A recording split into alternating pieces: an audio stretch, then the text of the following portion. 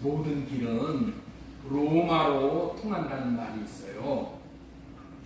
이 말은 길 때문에 로마가 제국으로 성공할 수 있었다라는 의미의 말이기도 해요. 로마가 제국이 되어 세계를 지배하는 데에는 여러 가지 요인이 있었죠.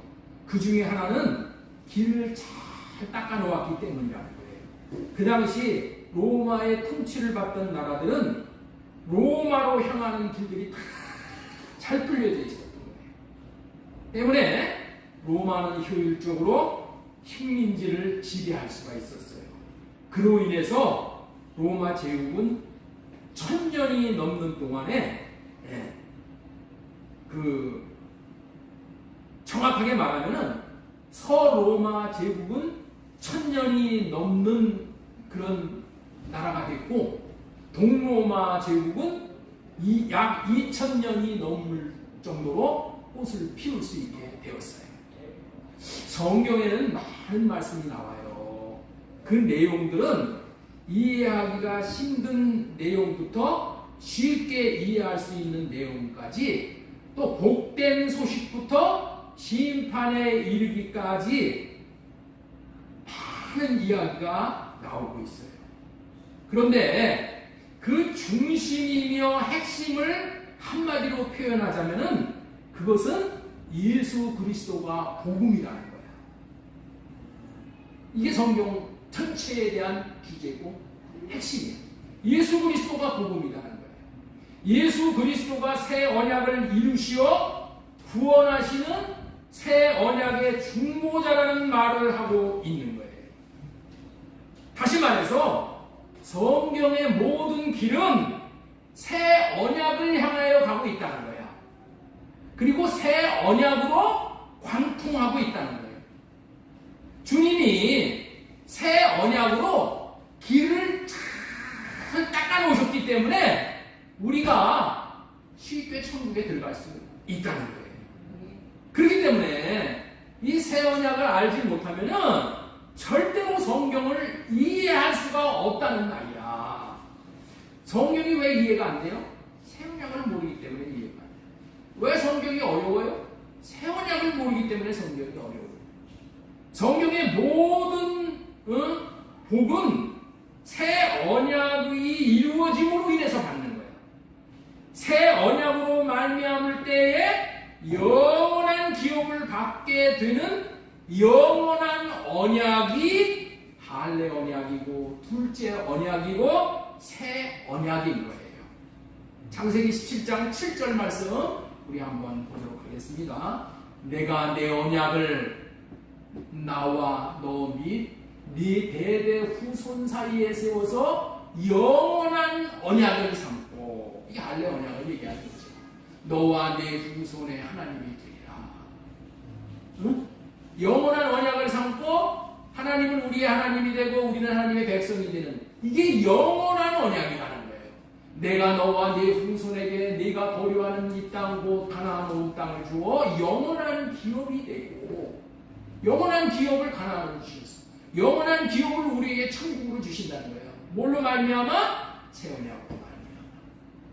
하나님이 또 아브라함에게 이르시되 그런즉 너는 내 언약을 지키고 네 후손도 대대로 지키라, 이렇게 말씀을 하고 있는 거예요.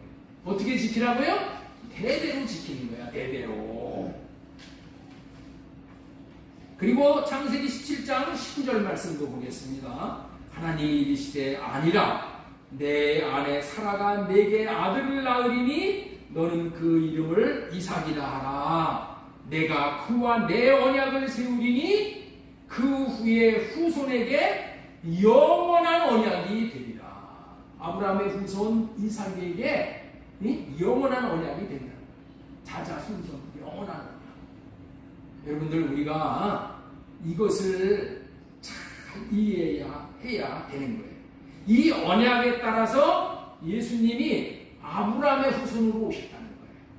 아브라함의 후손으로 오신 예수님이 이 땅에 오셔서 하신 일은 모두가 다 이 새 언약, 이 둘째 언약이야. 둘째 언약, 할례 언약을 이루어 주시기 위함이었다는 거예요. 그래서 예수님을 새 언약의 중보자라고 부르는 거예요. 그런데 신기한 것은 성경의 모든 말씀은 이 새 언약의 길을 통해서 하나님 앞에 도달할 수가 있고 새 언약으로 관통하고 있음에도 불구하고 오늘날 믿는다고 하는 사람들이 이 새 언약에 대해서 배우지를 못하고 있어. 그래서 배우지 못하니까 새 언약을 알지 못하는 거예요. 그러므로 또 어떻게 돼요? 새 언약에 대해서 이야기를 하지 않는 거예요. 히브리서 9장 15절 말씀 같이 읽겠습니다. 시작. 이로 말미암아 오만 죄에서 속량하려 주사 부르심을 입은 자로 하여금 영원한 기업의 약속을 얻게 하려 하십니다. 새 언약으로 말미암아서 죄에서 속량을 얻을 뿐만이 아니라 영원한 기업의 약속을 새 언약을 통해서 얻을 수 있는데 이 새 언약을 모르니 새 언약으로 살지 못하니 영원한 기업을 어떻게 얻게 되냐는 거예요.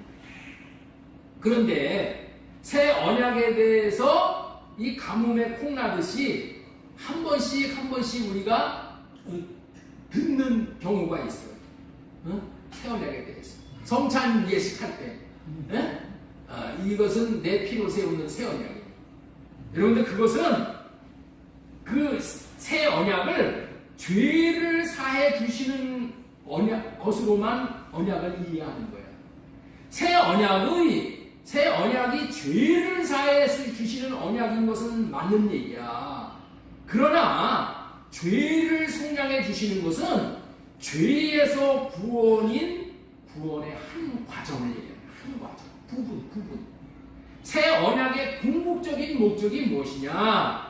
예수님의 마음을 받아 하나님을 사랑하게 되므로 하나님의 생명인 하나님의 이름, 다시 말해서 하나님의 마음을 받도록 하여 하나님의 백성을 삼아 주시겠다라는 언약입니다.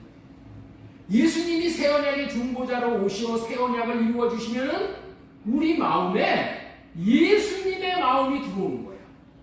하나님의 사랑의 마음을 알게 되는 거야.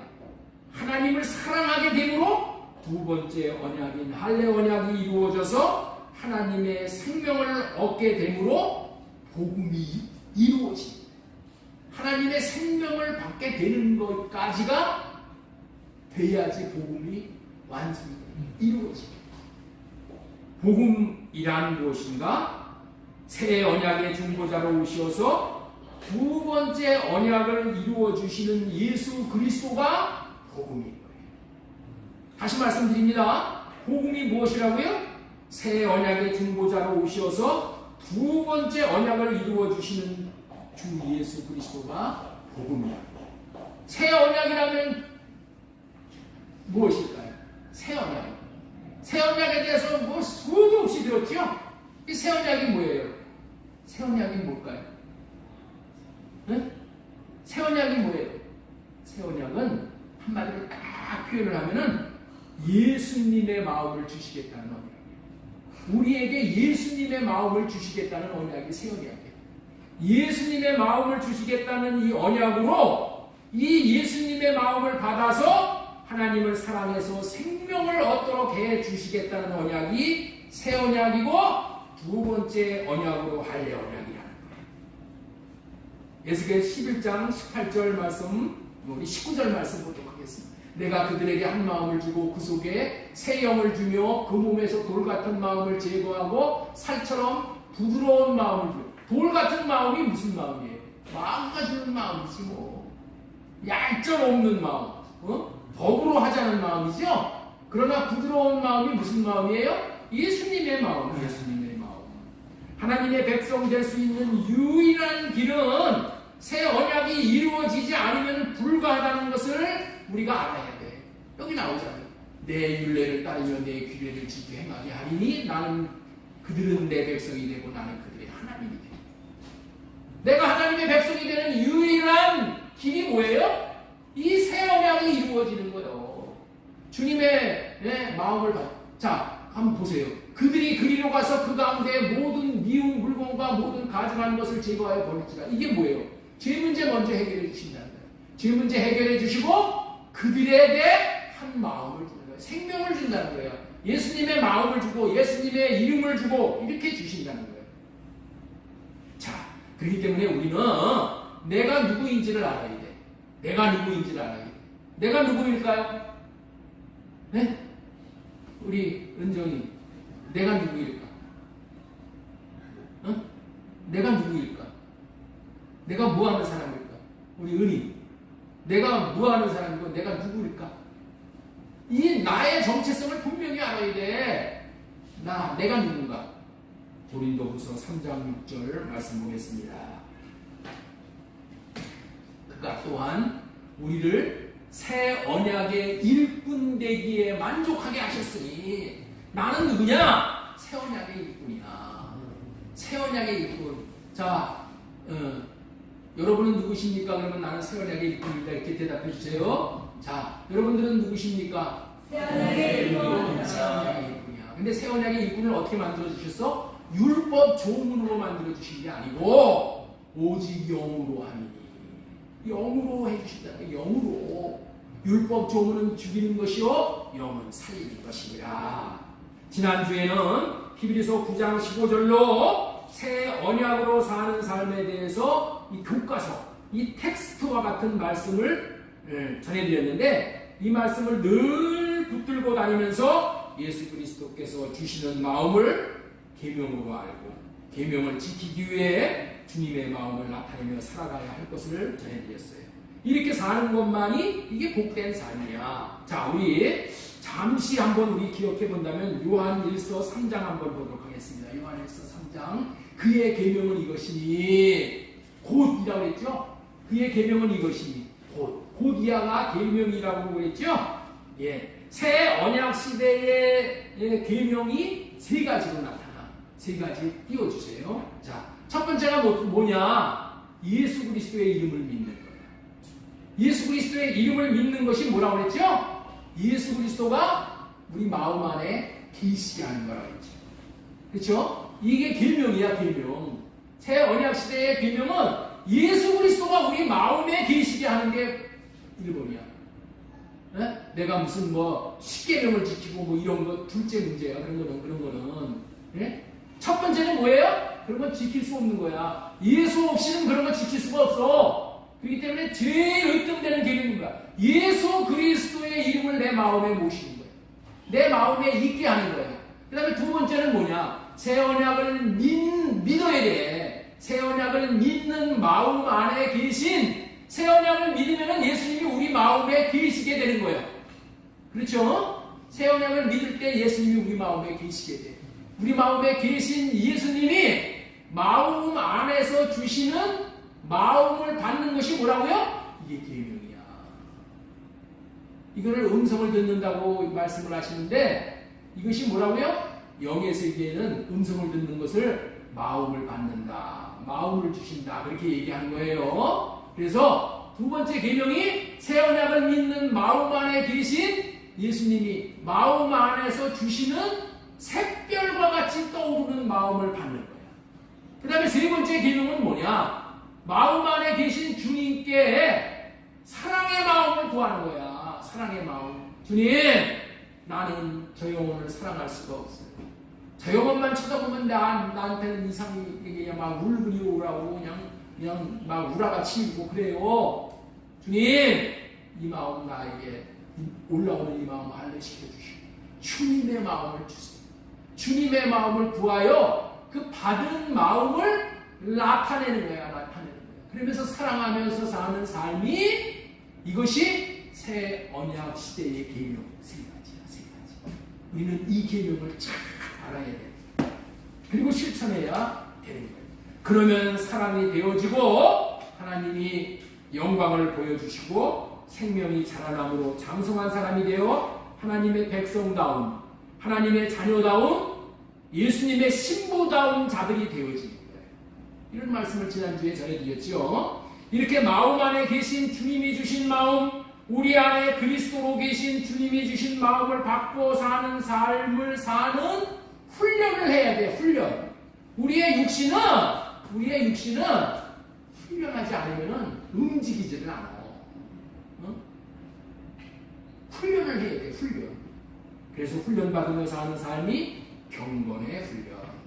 성경은 이토록 동서남북 모든 방향에서 중심되는 새 언약을 향해 가고 있다. 지난주에도 전해드린 말씀은 새 언약 백성이 어떻게 되는지와 새 언약 백성은 어떻게 사는지에 대해서 전해드렸지만은 한 번 들어가지고 되는 것이 아니에요. 한 번 들어가고 되는 게 아니라 들으면은 잊어버려. 잊어버리는 게 더 빨라. 그렇기 때문에 영상을 통해서 듣고 또 듣고 듣고 또 듣고 듣고 또 듣고 경건의 훈련을 통해서 살 때 살이 되고 뼈가 되고 강건해지는 거예요. 나는 이 영상을 아직도 안 듣는 분들이 있어요. 나는 어떤 이유로 안 듣는지 이해가 안 돼. 여러분들 있죠? 이렇게 제가 전해드리는 이 말씀들이 이게 보통 말씀들이 아니에요. 보통 말씀들이 아니에요. 들으시면은 자기에게 복이 돼. 네? 듣고 또 듣고 듣고 또 듣고. 단반지를 끼고 다녀야 된다고 하잖아요. 단순 반복 지속적으로 듣고 또 듣고 듣고 또 듣고. 내가 어떻게 돼? 내 몸이 살 수 있을 때까지. 그래야지 영원한 기업이 되는 복된 삶을 사는 거예요. 그래서 하나님이 얘기하신 복을 다 받아 누리시기를 바랍니다. 오늘은 에베소서 3장 14절 이하의 말씀으로 하나님께서 또 새 언약을 어떻게 말씀하고 있는지를 전하도록 하려고 그래요. 오늘 본문의 말씀은 사도 바울의 기도인 거예요. 성경에는 유명한 기도가 많이 나와. 모세의 기도. 하나님, 내 백성을 죽이시면 내 이름을 생명책에 제한을 하니 있더라도 내 백성을 용서해 주세요. 이게 모세의 기도 아니에요. 예수님의 기도, 다윗의 기도, 사도 바울의 기도, 스데반의 기도 등 여러분들 이런 기도를 우리가 배워야 돼. 이런 기도를 할 줄 알아야 돼. 우리가 반드시 본받고 살아야 될 기도들이 나와요. 참으로 우리는 이런 기도에 대해서 본받아 이런 기도를 할 수 있는 사람이 되어야 될 줄로 믿습니다. 본문은 우리에게 무엇을 기도해야 되는지 분별력을 알려주는 거예요. 통상 기도를 하는 이유가 뭐예요? 사랑하는 이에게, 사랑하는 자녀들에게 꼭 받아야 할 내용을 받게 하려는 마음으로 기도하는 거죠. 그렇죠? 그래 안 그래요? 꼭 받아야 할 이 내용은 꼭 받아야 된다. 이거 없으면 자녀들이 자녀다운 삶을 살 수가 없으니까 이것만 꼭 있어야 된다라고 하나님 앞에 기도하잖아요. 그렇죠? 사랑하는 자녀에게 제일 좋은 것을 주고 싶은 것이 부모의 마음이잖아요. 그런데 자신은 꼭 주고 싶은데 줄 수가 없으니까 하나님이 주세요 라고 기도하는 거야.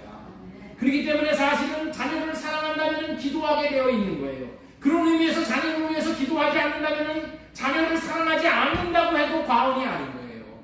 부모를 위해서 기도하지 않는다면 부모를 사랑하지 않는 거야. 사랑한다고 하면서 기도하지 않는다면 사랑한다고 볼 수 없는 거예요. 그것이 기도의 세계고 영적인 세계인 거예요. 사도 바울은 정말로 저와 여러분들을 사랑하는 분이었어요. 우리와 피도 섞인 것도 아니야. 우리에게 사도 바울이 무슨 신세를 진 것도 아니야. 그리고 우리에게 기도해 준다고 해서 뭐 유익이 오는 것도 아니야. 우리가 무슨 헌금을 사도 바울에게 보낼 것도 못 돼. 그럼에도 불구하고 우리를 위해서 기도하고 있어요. 왜 그래요? 우리를 사랑하여 기도하는 거예요. 어떻게 그런 사람이 되었어요? 새 언약을 믿고 예수 그리스도를 새 언약의 중보자로 받아들이면은 예수님이 그런 마음을 주셔. 예수님이 무슨 마음을 주신다고요? 그런 기도하는 마음을 주신단 말이에요. 그래서 그렇게 되어지는 거예요. 지금은 이 말을 여러분들이 이해가 안 되겠지만은 그런 세계가 새 언약의 세계예요. 그 새 언약의 일꾼된 사도 바울이 오늘 본문에서 우리를 위해서 기도하고 있어요. 여러분들은 무슨 백성입니까? 새 언약 백성이에요. 그렇다면 기도하는 백성이 된 것입니다. 목사를 위해서, 저를 위해서도 기도를 해주셔야 돼요. 네? 저를 위해서, 성도를 위해서도, 자기 자녀를 위해서도 기도하는 백성들이 된 거야, 된 거. 만민은 기도하는 집이라고 했잖아. 기도하여 새 언약 백성다운 백성으로 살 때에 더욱 풍성히 예수님의 마음이 저와 여러분들을 통해서 흘러갑니다. 기도는 또 유언과 비슷한 면이 있어요.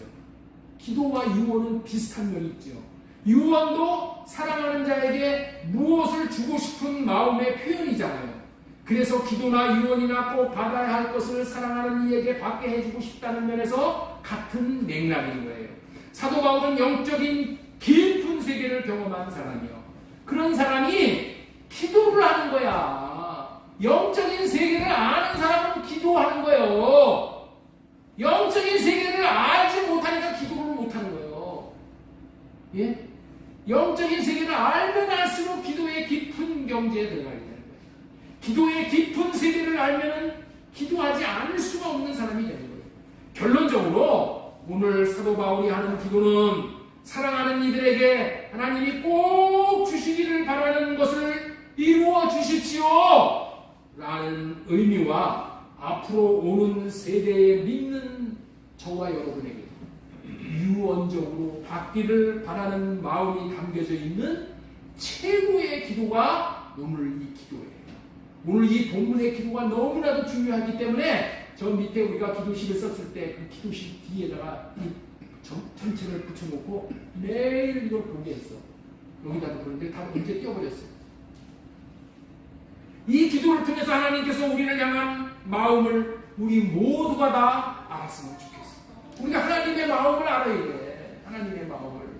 오늘 사도 바울의 기도가 얼마나 놀라운 기도인지를 알게 되므로 여러분들도 앞으로는 이 기도를 붙들고 이런 기도를 하면서 살아가기를 바라서 속사람이 능력으로 강건하게 하옵소서라는 제목으로 지금 말씀을 전하고 있는 거예요. 자, 에베소서 3장 14절 말씀 우리 읽어보겠습니다. 제가 읽겠습니다. 빨리 읽겠습니다. 이러므로 내가 하늘과 땅에 있는 각 족속에게 이름을 주신 아버지 앞에 무릎을 꿇고 비노니 그의 영광의 풍성함을 따라 그의 성령으로 말미암아 너희 속사람을 능력으로 강건하게 하시오며.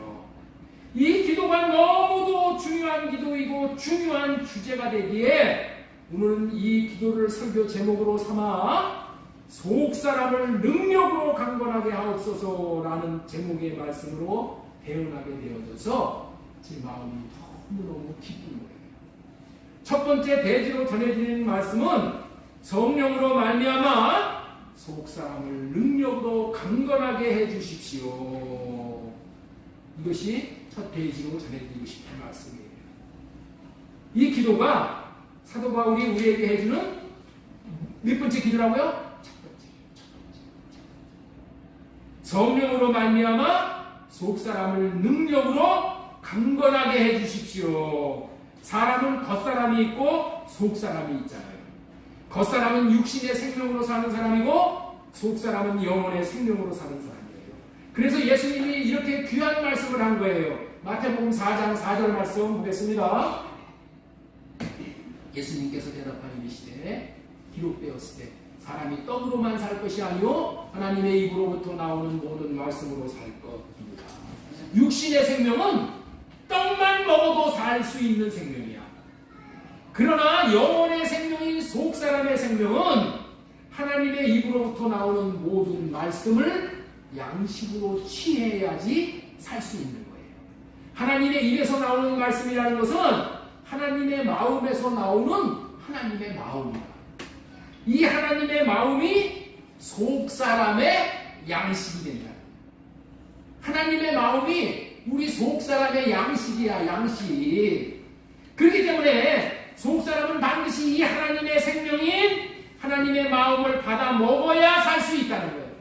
받아 먹으면 속사람이 강해져서 하나님 닮은 사람으로 자신의 정욕을 위해서가 아니라 하나님 사랑, 이웃 사랑을 하면서 살 수 있게 되어지는 거예요. 그렇기 때문에 하나님은 우리가 속사람이 강해질 수 있도록 모든 풍성한 식탁을 준비해 주셨어요. 그런데 하나님이 마련해 주신 식탁을 받고도 먹지 못하는 사람이 있어. 우리를 위해서 예수님께서 마련해 주신 풍성한 식탁을 잘 받아야 될 줄로 믿습니다. 오늘 이 말씀이 교훈이 되어져서 풍성한 식탁으로 준비해 주신 이 설교 말씀을 잘 받아 먹어야 되겠죠? 예? 예수님이 이 풍성한 식탁을 준비해 주셨다니까. 왜? 속사람이 강건해지라.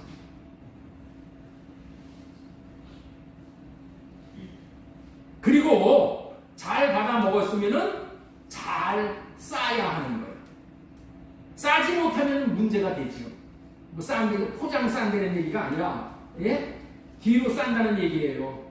영적으로 싼다는 것은 배설물을 싸낸다 그런 뜻이 아니야. 주님이 주신 마음대로 사랑으로 순종을 하면서 산다, 이 말이 뭐예요? 잘 먹고 잘 산다 그런 뜻이에요.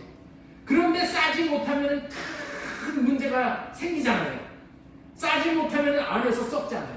제가 안양대교에서 한 달 동안 병원에 입원을 할 때 이 싸지를 못해가지고 아주 죽을 뻔했어요. 그래서 약을 집어넣어가지고 그냥 관정을 하고 막 그냥 그랬어. 좋은 예가 있잖아요. 좋은 예. 여러분들 다 아는 예가 있잖아요. 항상 받은 것만큼 흘러보내는 요단강 물은 항상 깨끗하다고 했잖아요. 청청하잖아요. 그런데 받기만 하고 흘러보내지 않는 사해바다는 죽은 바다가 되어버리잖아요. 이처럼 영혼의 양식인 주님의 마음에서 주시는 주님의 마음을 받아서 잘 먹고 잘 쌍으로 속사람이 강건해져서 강건하게 살게 해주시겠다는 언약이 성령으로 말미암아 이루어주시는 새 언약인 거예요. 그렇기 때문에 오늘 사도 바울이 드리는 이 기도는 새 언약을 믿는 사람이 되고 새 언약이 내용이 이루어지게 해달라는 기도인 거예요. 그렇다면 새 언약이 무엇인지를 먼저 보겠습니다. 에스겔 36장 26절 아까 읽은 말씀. 또 새 영을 너희 속에 두어 새 마음을 너희에게 주되 너희 육신에서 굳은 마음을 제거하고 부드러운 마음을 줄 것이며 예수님의 마음을 준다는 것이죠. 여기서 예수님의 마음인 새 영, 새 마음, 부드러운 마음을 주시는 이유는 예수님의 마음을 흘러보내라고 주시는 거예요. 잘 싸라고 주시는 거야, 예수님의 마음을. 그렇죠? 할렐루야! 에스겔 36장 27절, 그 말이야. 27절 보세요. 또 내 영을 너희 속에 두어 너희로 내 율례를 행하게 하리니 너희가 내 규례를 지켜 행할지니라. 잘 먹고 잘 싸는 게 뭐예요? 율례 지키는 거예요. 규례 지키는 거예요. 하나님 사랑, 이웃 사랑 하는 거예요. 이 말씀에서 우리는 깨달을 수 있어요. 굳은 마음 대신 새영 부드러운 마음을 주시는 것을 잘 받아 먹으면은 잘 싸는 삶인 율례를 지킬 수가 있다는 거예요. 율법을 지킬 수 있는 사람은 속사람이 강한 사람이야. 속사람이 약하면 어떻게 되냐면은 자꾸만 마귀 귀신과 타협을 하는 거예요. 그래서 율례대로 살 수가 없어. 응? 마귀 귀신이 육신의 생각을 주면은 그거 쫓아가. 그래서 타협하고 거기에 미혹되어 사는 거예요. 그러면 그걸 잘 사는 게 아니야. 예? 우리는 율례대로 살 수가 없어. 마귀하고 타협하고. 자, 그렇다면 속사람을 강하게 하는 비결이 잘 받아먹고 잘 사는 것인데 이렇게 되어지는 원동력이 무엇이냐? 결론부터 말하면 답은 성령으로 말미암는 것이다. 자, 에베소서 3장 14절 16절 보겠습니다. 그의 영광의 풍성함을 따라 그의 성령으로 말미암아 너희 속사람을 능력으로 강건하게 하시오며. 사람은 누구든지 예외 없이 겉사람이나 속사람이나 다 강건해야 돼. 그런데 어떻게 강건하게 된다고요? 겉사람을 강건해 주는 비결은 여러분들 잘 알잖아. 밥 잘 먹고 잘 싸고 운동 잘 약하고. 그런데 속 사람을 강하게 해주는 비결을 잘 모른단 말이야. 속 사람이 강하게 되는 것은 하나님은 우리에게 성령으로 말미암아 되는 것이라고 이렇게 밝히 알려주는 거예요.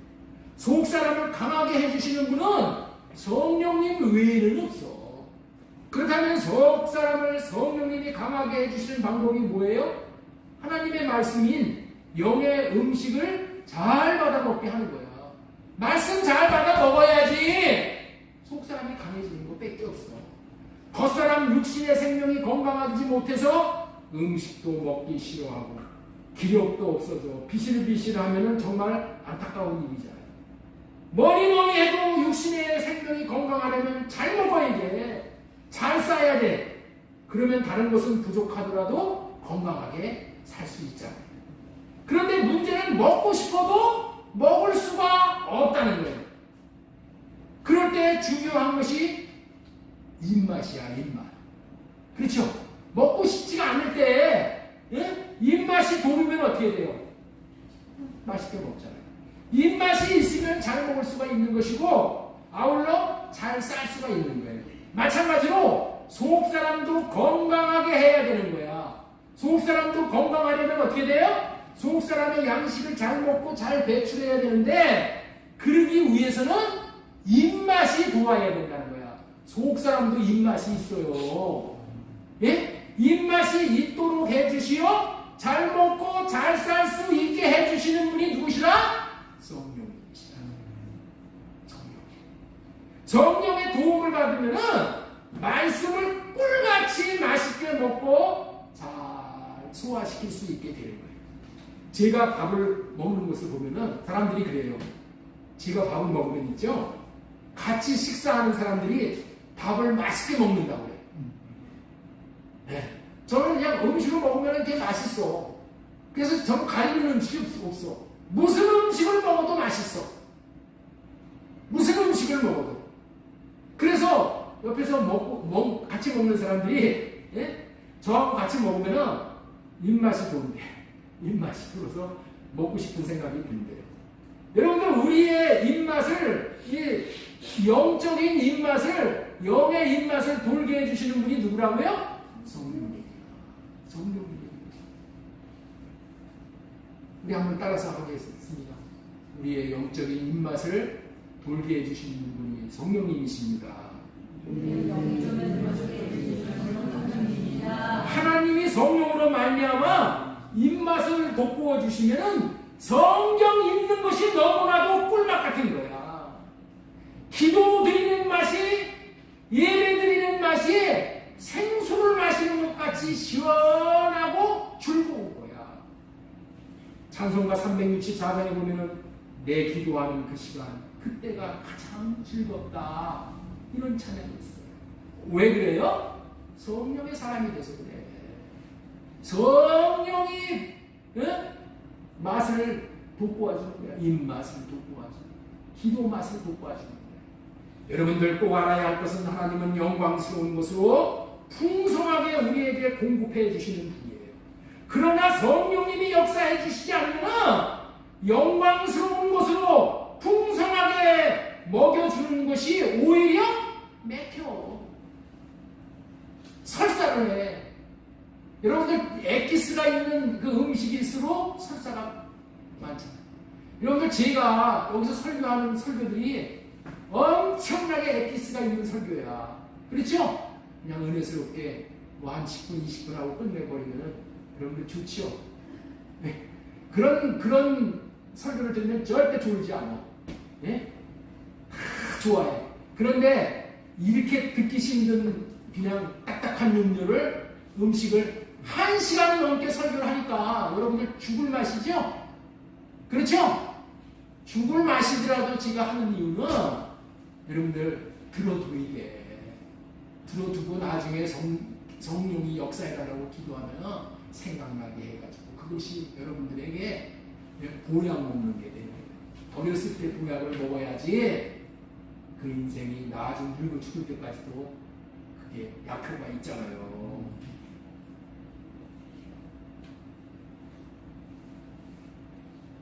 신기한 것은 성령님이 역사하시면 들으면 들을수록 더 듣고 싶고 먹고 싶고 또 먹고 싶고 그래서 또 소화도 잘 되고 주님을 섬기면 섬길수록 그냥 힘들다고 그러는 게 아니라 섬기면 섬길수록 더 섬기고 싶은 마음에 늘 아쉬운 거예요. 더 못 섬기는 것이 안타까울 뿐이고 섬길수록 더욱더 주님이 귀하게 여겨져. 이따 찬양하겠지만 이유는 왜 그렇다고요? 성령으로 말미암아 먹은 것이 살이 되고 피가 되는 것이고 영적인 근육이 되어 사랑이 속에서부터 움직여 올라 마침내 사랑을 나타내면서 살 수가 있기 때문에 그런 거예요. 그래서 저와 여러분은 성령이 역사해 주시기를 기도해야 되는 거예요. 교회 오기 전에도 주님 오늘 성령으로 역사해 주세요.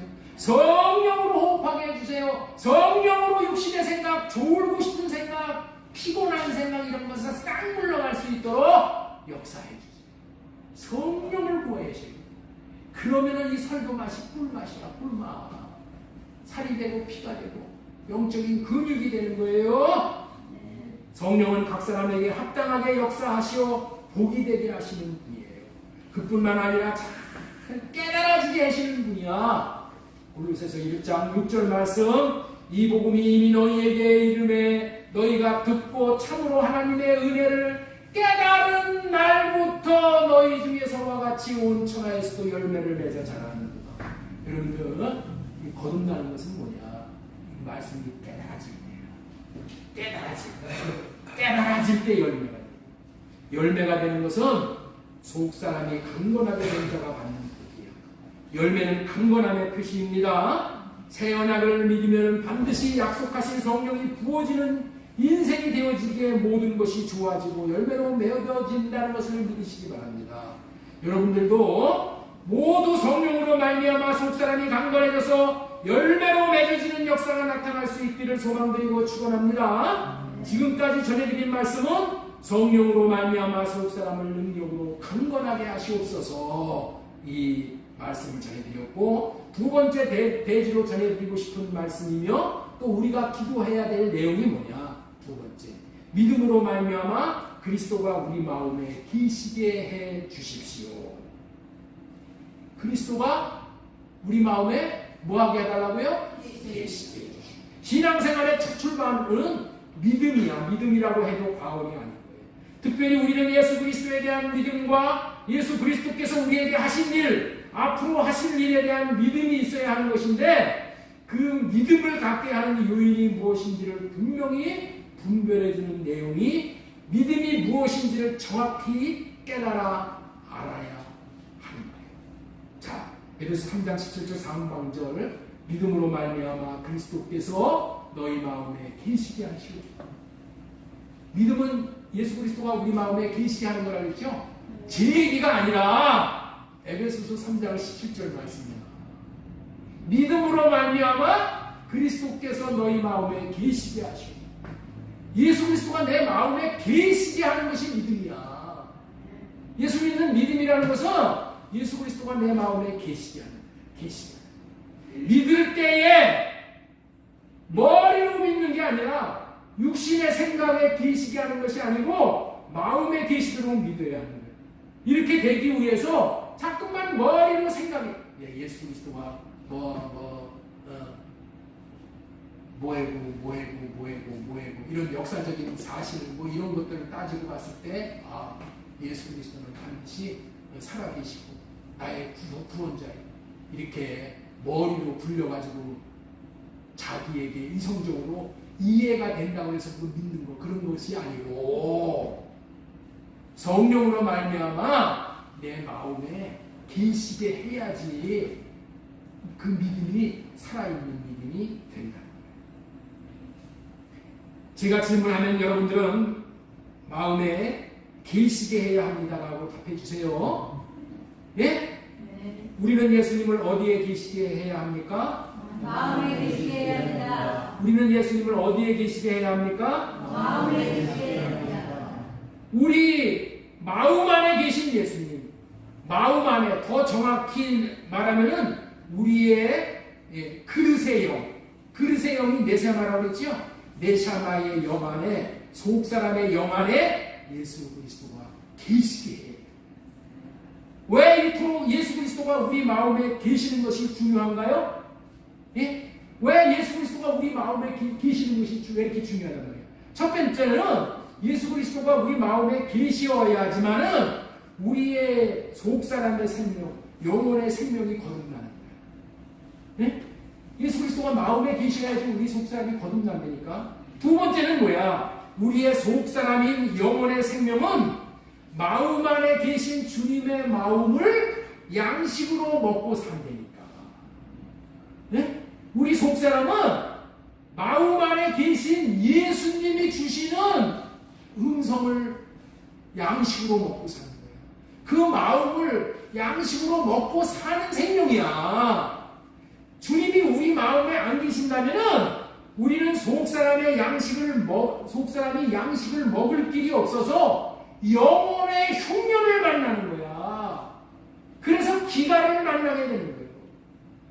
하나님이 육신의 양식으로 주신 것이 창세기 1장 29절 이하의 말씀이에요. 하나님이 이르시되 내가 온 지면에 씨 맺는 모든 채소와 씨 가진 열매 맺는 모든 나무를 너희에게 주노니 너희 먹을 거리가 되리라. 네? 또 땅의 모든 짐승과 하늘의 모든 새와 생명이 있어 땅에 기는 모든 것에게도 내가 모든 푸른 풀을 먹거리로 주노라 하시니 그대로 되리라. 그러나 하나님의 생명으로 창조된 자는 예수님이 주시는 영혼의 양식을 먹고 살 수가 있어야 되기 때문에 예수님을 안에 모셔야 돼요. 왜냐하면 속사람의 양식은 예수 그리스도 생명나무를 먹고 살도록 창조되었다니까. 창세기 2장 9절 보세요. 여호와 하나님이 그 땅에서 보기 아름답고 먹기에 좋은 나무가 나게 하시니 동산 가운데는 생명나무와 선악을 알게 하는 나무도 있고. 이 생명나무가 우리 속사람의 양식이야. 영혼의 양식이야. 이 생명나무의 열매가 예수 그리스도이고 예수 그리스도의 마음이 되니까. 그래서 예수 그리스도가 우리 마음에 계시게 해야 하는 거예요. 지금까지는 믿음으로 예수 그리스도가 우리 마음에 계시게 해달라는 기도를 해야 한다는 말씀을 전해드렸습니다. 자, 그렇다면은 왜 예수 그리스도가 안에 계시게 해야 되는가? 또 이어서 전해드립니다. 안에 계시게 해야 되는 이유가 뭐예요? 세 번째 되죠. 안에 계신 예수 그리스도는 속사람을 강건하게 하신다. 예수 그리스도를 마음 안에 모시면은 예수님이 안에서 하시는 일이 있어. 안에서 하시는 일이 있는데 그 안에서 하시는 일을 우리는 잘 알아야 돼요. 첫 번째 아까 얘기했죠. 예수님이 안에 계셔서 하는 일이 뭐예요? 새 언약을 우리에게 이루어지게 하셔서 우리가 구원받게 해주시오. 거듭나게 해주시오. 안에 계신 예수님의 마음인 아가페 사랑, 헤세드의 사랑의 마음을 받아 먹을 때 예수님의 마음이 양식이 되어져서 우리의 속사람을 강건하게 해주십니다. 예수 그리스도가 마음 안에 모셔지면은 안에서 예수님이 하시는 일이 에베소서 3장 17절 말씀 그 밑에 잠깐만 띄워주세요. 믿음으로 말미암아 그리스도께서 너희 마음에 계시게 하시었고 너희가 사랑 가운데 뿌리가 박히고 토가 묻어져서 눈이 모든 성도와 함께 지식에 넘치는 그리스도의 사랑을 알고 그 깊이와 넓이와 깊이와 높이와 깊이가 어떠함을 깨달아 하나님의 모든 충만한 것으로 너희에게 충만하시고 이것이 뭐냐? 속사람이 강건케 해주시는 일이란 말이에요. 그것을 제가 위에 정리를 해놨어요. 예수님이 우리 안에 계시면은 우리의 속사람을 강건케 해주시는 건데 그것이 뭐예요? 첫 번째 띄워주세요. 바로 위에 사랑 가운데서 뿌리가 내리게 하고 터가 굳어지는 거예요.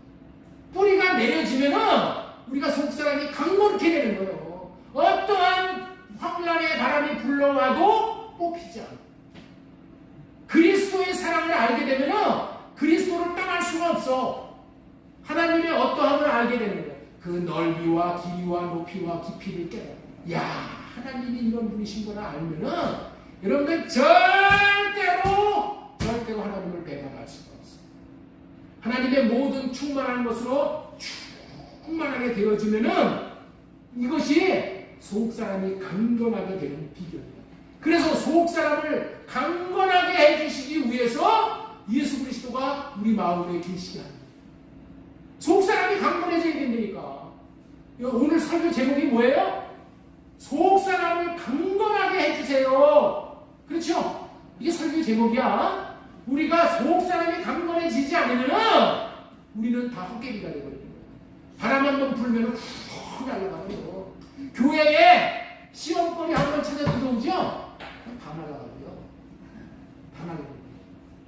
그래서 목자를 치면은 양이 흩어진다고 했어요. 목사 하나가 무슨 비리가 하나 있죠? 그러면 다 떠나고요. 왜 그렇다고요? 속사람이 강건해지지 못하기 때문에. 속사람이 강건해지는 유일한 비결이 뭐예요? 하나님의 생명이 예수 그리스도의 마음을 받아먹는 거야.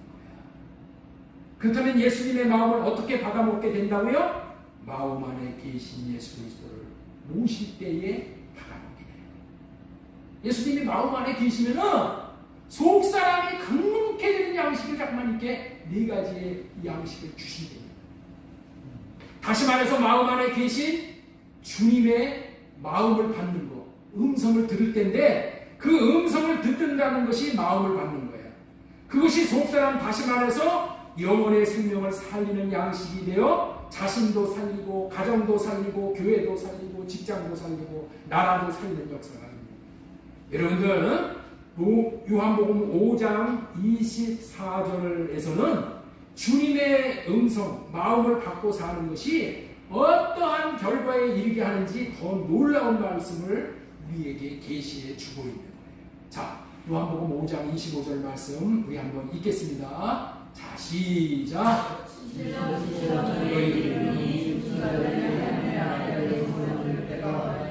곧 이때라 믿는 자는 살아나리라. 죽은 자들이 어떻게 살아난다고요?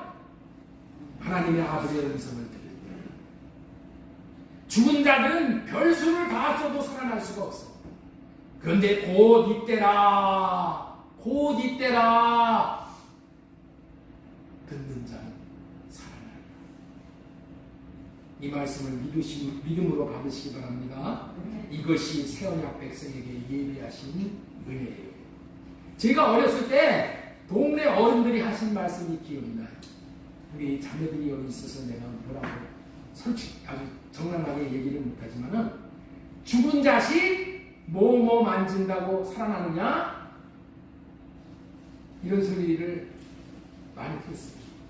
죽은 자식 뭐뭐 만진다고 살아나느냐?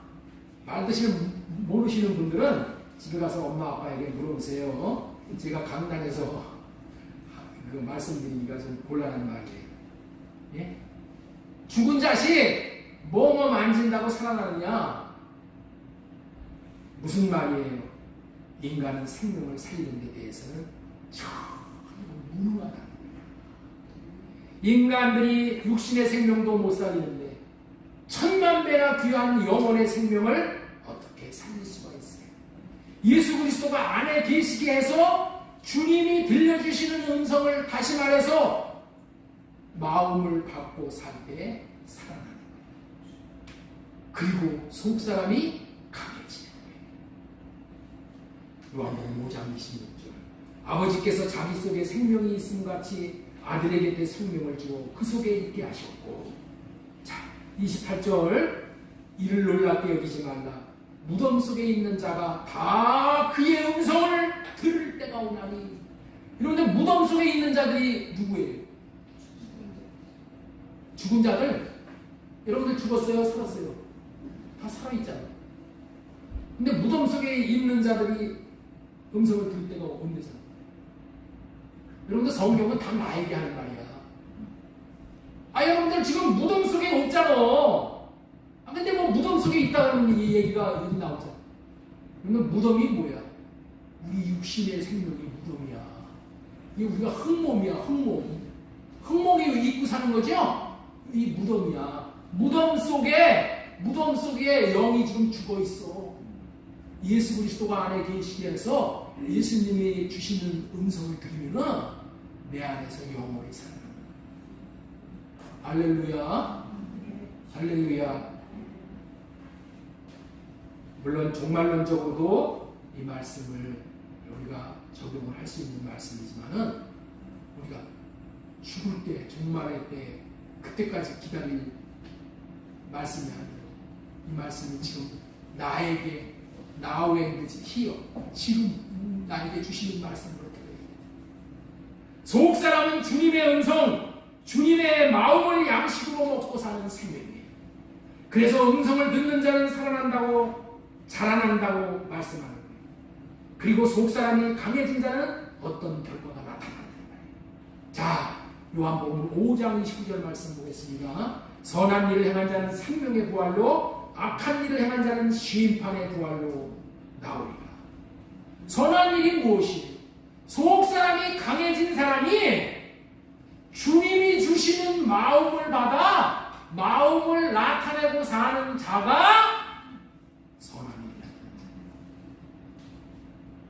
악한 심판의 부활로 나오는 자가 누구예요? 주님이 주시는 주님의 마음으로 살지 않고 자기 육신의 생각으로 사는 사람인 줄 믿으시기 바랍니다. 에베소서 4장 22절 너희는 유혹의 욕심을 따라 썩어져가는 구습을 따르는 옛사람을 벗어버리고 오직 너희 심령이 새롭게 되어 하나님을 따라 의와 진리의 거룩함으로 지으심을 받은 새 사람을 입으라. 하나님을 따르라는 말씀은 여기 24절 하나님을 따라 이런 말씀이잖아요. 성령을 따라라 라는 뜻이에요. 성령의 역사하심으로 의와 진리의 거룩함으로 지음받게 되어지고 새 사람을 입게 되어진다. 그렇다면 성령님이 우리를 어떻게 새 사람을 입게 해주셔요? 옛사람을 성령으로 할래봐 새 언약을 이루어 주시기 위해서 오신 예수 그리스도를 마음에 계시게 하여 주의 성령으로 호흡하고 성령으로 말미암아 할례를 구할 때에 옛사람을 벗어버리게 되고 성령을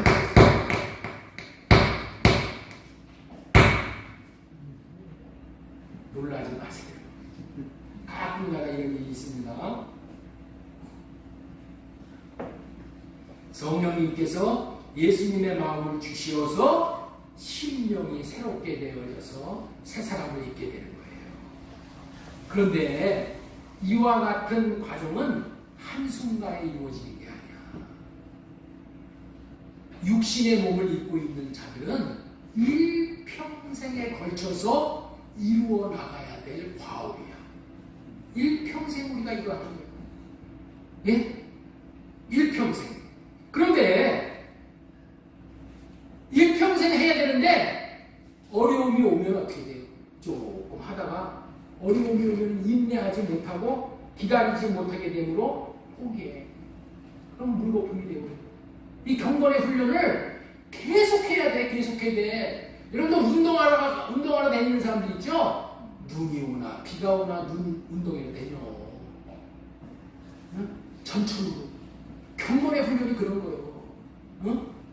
아침에 일어나면서부터 호흡하고 성령으로 호흡하고 육신의 생각 갈래갖고 주님의 마음을 구해서 주님의 마음으로 사는 훈련을 할 때 우리의 속사람이 강건해짐으로 말미암아서 오늘 이후에 할 말씀들이 많은데 그런 엄청난 일들을 하게 되는 거예요. 속사람이 강해지면은 어떤 환난이 다가와도 할례받고 끝까지 갈 수 있는 거예요. 그러면 이 속사람이 강해지지 못하면 어떻게 돼요? 조금만 어려우면 그냥 다 집어던지는 거예요. 전도에다가도 전도 나가가지고 전도 받는 사람들한테 한마디 듣잖아요. 그러면 내가 안 먹고 내가 왜 저런 사람한테 이런 소리를 들어? 전도 포기해버려. 왜 그렇다고요?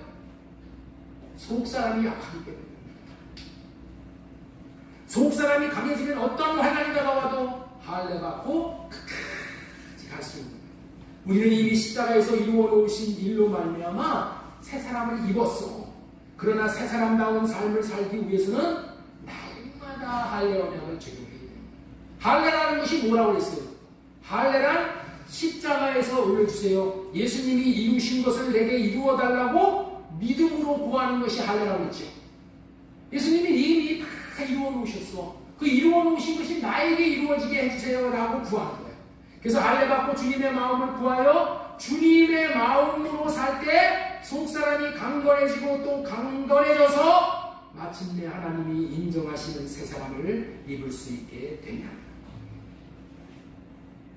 자, 하나만 더 하도록 하겠습니다. 오늘 5가지 대지를 준비했는데 시간이 너무 많이 가가지고 대지 하나만 더 하도록 하겠습니다. 이때까지 속사람을 능력으로 강건하게 하옵소서라는 설교 제목으로 첫 번째, 성령으로 말미암아 속사람을 능력으로 강건하게 해주십시오. 두 번째, 믿음으로 말미암아 그리스도께서 우리 마음에 계시게 하여 주시옵소서. 왜 예수 그리스도를 우리 마음에 계시게 해야 된다? 안에 계신 예수 그리스도는 우리의 속사람을 강건하게 해주시기 때문에 그렇다. 자, 마지막으로 속사람이 강건하게 된 자는 어떤 삶을 살 수 있게 됩니다. 속사람이 강건해진 자는 끝까지 인내하는 삶을 살 수 있기 때문에 속사람이 강건해지도록 우리가 기도해야 됩니다. 마지막 때에 여러분들 천국의 상징인 새 예루살렘 성에 도달한 사람을 보니까 딱 분별이 되는 거예요. 네? 마지막 때에 새 예루살렘의 성전에 들어간 사람들이 어떤 사람인가 딱 분별이 된다니까. 어떤 사람들이냐? 하나님의 계명과 예수님에 대한 믿음을 지킨 자들이 들어왔어요. 중간에 포기한 자들은 안 보이는 거예요. 자, 우리 14장, 계시록 14장 12절 말씀 보겠습니다. 성도들의 인내가 여기 있나니 그들은 하나님의 계명과 예수님에 대한 믿음을 지킨 자리라. 이게 새 예루살렘 성에 참여한 자들이야. 딱 이렇게 못을 박아놨어. 성도들의 인내가 여기 있나니 그들은 하나님의 계명과 예수님에 대한 믿음을 지킨 자리라. 13절, 또 내가 들으니 하늘에서 음성이 나서 이르되 기록하라. 지금 이후로 주 안에서 죽은 자들은 복이 있도다. 죽은 자들이, 주 안에서 죽은 자들이 복이 있어. 주 안에서 죽은 자들이 어떤 자들이에요? 성도들의 인내가 여기 있나니 그들은 하나님의 계명과 예수님에 대한 믿음을 지킨 자들이 주 안에서 죽은 자들이야. 구원받은 사람들과 구원받지 못한 사람들을 분별해 주시는데, 예? 구원받은 사람들이 딱 떨어지게 결론이 된다. 성도들의 인내가 여기 있나니 인내한 사람, 하나님의 계명을 지키는 것과 예수님에 대한 믿음을 지킨 자들이야. 어떤 사람들이 이런 인내를 할 수 있다고요? 어떤 사람들이 이런 인내를 할 수 있어요? 성도들의 인내가 여기 있나니. 여기에 참여한 자들은 어떤 자들이라고요? 인내한 자들이야. 인내한 자들을 성도라고 부르는데 성도들의 인내가 여기 있나니 어떤 자들이 인내하는 자들이야? 예? 예?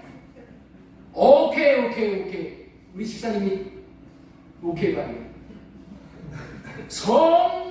속사람이 강건하게 된 사람이야.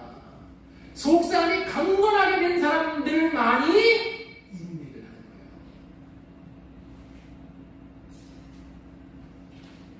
거예요. 인내에 대한 내용은 어떤 내용에 대한 인내요? 하나님의 계명을 지키는데 인내. 하나님의 말씀을 순종하는데 인내한다는 거예요. 여러분들 있죠? 우리 기독교인들 중에서, 교인들 중에서 처음에 목사가 이거 해라 저거 해라 한두 번 순종 안 하고 그냥 가는 사람들은 없어. 처음에는 다 순종해. 뭐 물론 우리 어린아이들은 처음부터 순종 안 하지. 그런데 처음에는 순종해. 한두 번은 인내하며 순종해. 그런데 계속해서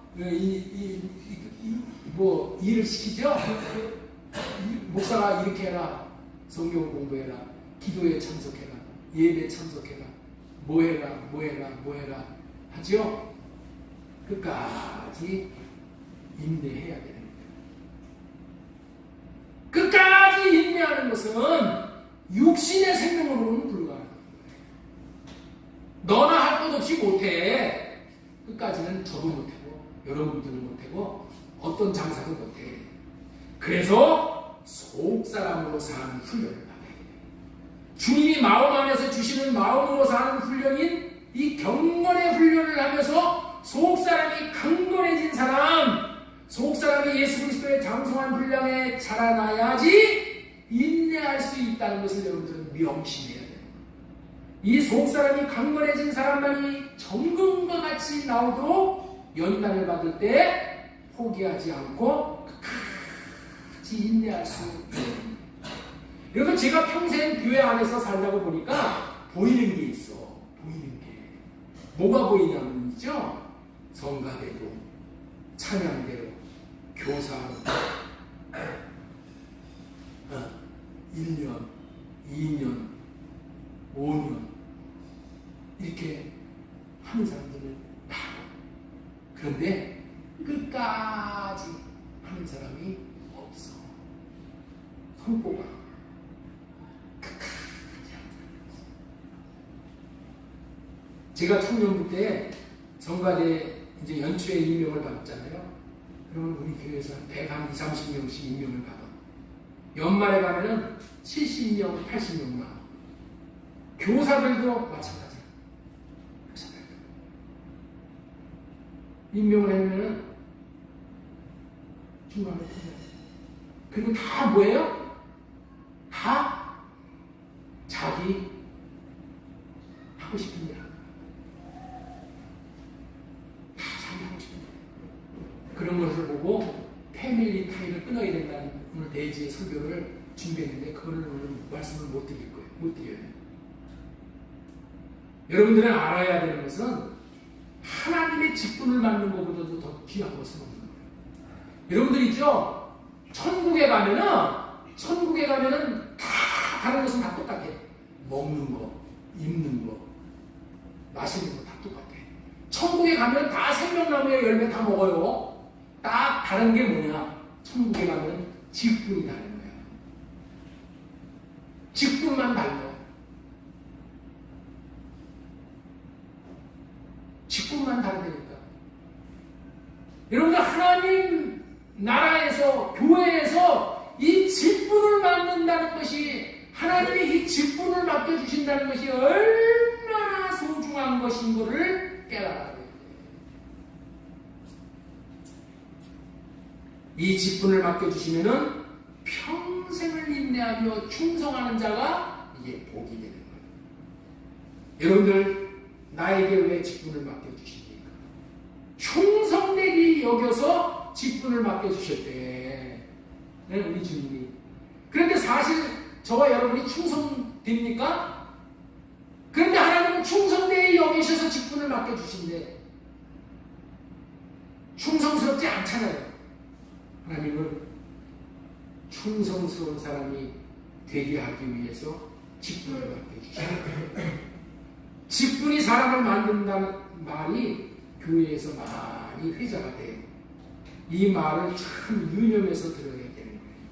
직분을 맡겨놓으면은 사실 그런 사람이 되어지는 거예요. 왜? 직분에 맞게끔 자기가 육신의 생각 안 해봐. 그 직분을 충성스럽게 감당하려고 열심히 헌신하고 수고하고 노력해요. 그렇게 하다 보니까 어떻게 돼요? 그런 사람이 되는 거야. 그런 사람이 돼. 그 직분을 감당하기 위해서 우리는 영적 전쟁을 해야 돼. 영적 전쟁은 이런 데서 하는 거야. 육신의 생각은 그만두고 싶을 때가 굴뚝 같잖아. 아니, 저도 목사 직분 그만두고 싶을 때가 있어. 네? 그런데 그 생각을 안 해봤고 주님의 마음을 받아서 주신 마음을 받으면은 충성하며 기쁘게 감사하게 이 길을 가는 거예요. 이런 경건의 훈련을 통해서 직분에 합당한 사람이 되고 그 직분에 합당한 복을 받게 된다는 말이 그래서 말하는 거예요. 우리 모두 그렇게 되어야 하는 것입니다. 그래야 자신들도 복이고 자녀들도 복이 되는 거예요. 자녀들이 보는 앞에서 하나님의 일에 대해서 기도하고 성경 공부하고 헌신하고 봉사할 때 매일 농땡이만 부린다면, 예? 하나님의 일에 대해서 매일 농땡이 부르고 빤질빤질하게 빠져나가면은 자식들도 똑같이 닮아가. 자식들이 그거 본다니까. 그러면은 자식이 복을 못 받아. 자녀들에게도 복을 물려주지는 못하는 거야. 그러니 이렇게 안 되기 위해서 우리가 내 모습이 그렇다면 내가 잘해서 이런 얘기하는 거 아니에요. 저도 마찬가지야. 이렇게 못하는 거에 대해서 나는 하나님 앞에 이렇게 충성스럽지 못해요. 그것이 내 원한이 돼요.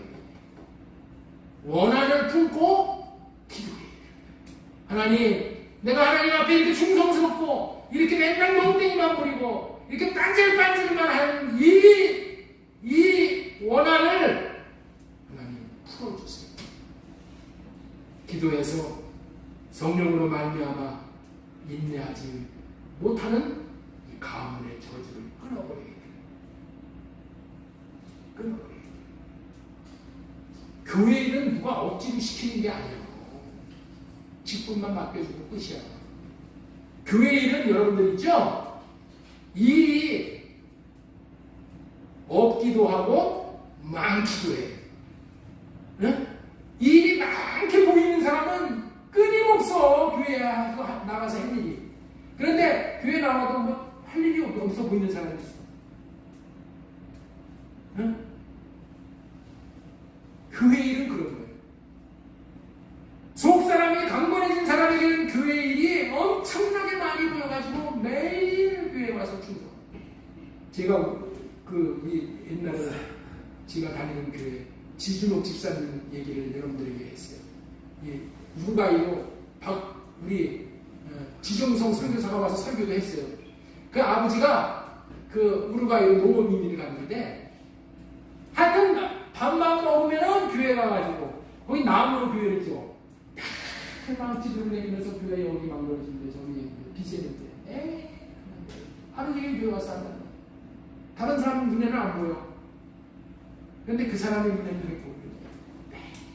가서 그러니 자식들이 잘 안 될 수가 없어. 그 첫째 아들 지금성, 제가 금성이하고 맹주시고 있어. 브라질에서 신발 사오를 하는데 최고로 큰 사오. 얼마나 자녀들이 복을 받는지 통해서, 야, 아버지의 믿음이, 아버지가 받은 복이 그대로 이어지는 거야.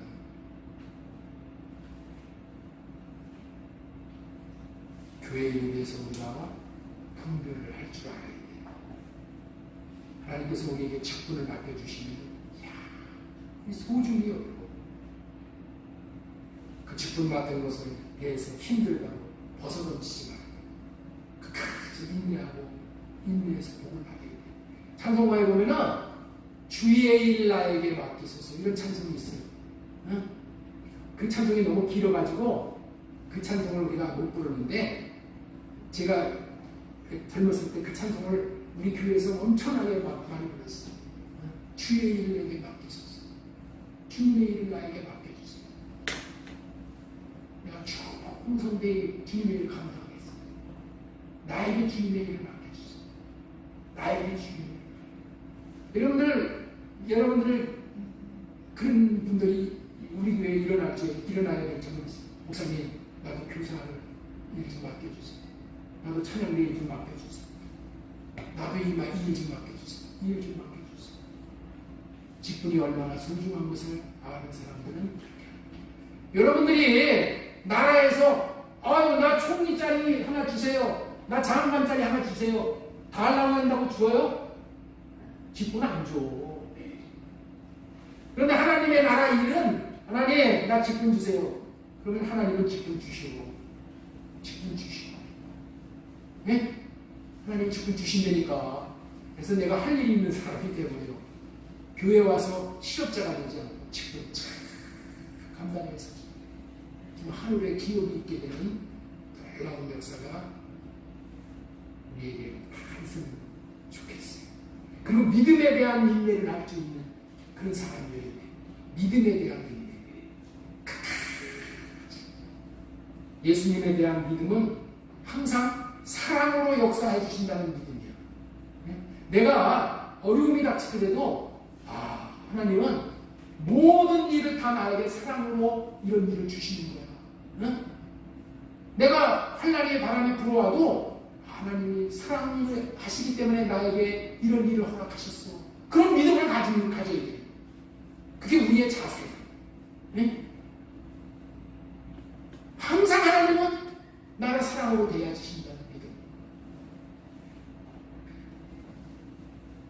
내가 병이 걸렸어도 이 병을 통해서 하나님께서 나를 더욱더 복되게 하실 거예요. 이 병을 통해서 나의 찌꺼기들을 다 빠져나가게 하실 거예요. 그리고 인내하며 회개하면서 하나님 이 병이 내게 왜 왔어요? 하고 미주알 고주알 물으면서 인내하며 믿음을 가지고 하나님 앞에 알려주기를 원하는 기도합니다. 하나님이 알려주시고 그래서 나중에 어떻게 돼요? 하나님이 나를 고쳐서 사용하시는 거예요. 하나님의 일꾼으로, 하나님의 직분자로 내게 가진 모든 문제는 하나님께 더 가까이 나오도록 허락하시는 것이라는 믿음을 가지고 끝까지 인내하며 기도할 때 응답이 올 뿐만 아니라 이 땅에서 복된 삶을 살다가 마침내 새 예루살렘 성에 참여하게 되는 거예요. 우리 베드로전서 3장 9절 말씀 보겠습니다. 베드로전서 3장 9절. 주의 약속은 어떤 이들이 더디다고 생각하는 것 같이 더딘 것이 아니라 오직 주께서는 너희를 대하여 오래 참으사 아무도 멸망하지 아니하고 다 회개하여 이르기를 원한다.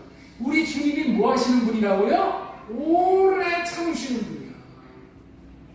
우리 주님도 오래 참으시면서 인내하시는데 우리도 안에 계신 예수 그리스도로 말미암아 오래 참으시는 마음을 받아서 우리도 오래 참을 수 있어야 돼. 인내해야 돼. 끝까지 인내해서 우리 하나님이 나를 향하신 뜻을 이루었으면 좋겠어. 이와 같은 복을 예비하신 복을 다 받아 누릴 수 있는 저와 여러분 다 되어질 수 있도록 주 예수님의 이름으로 소망을 드리고 축복합니다.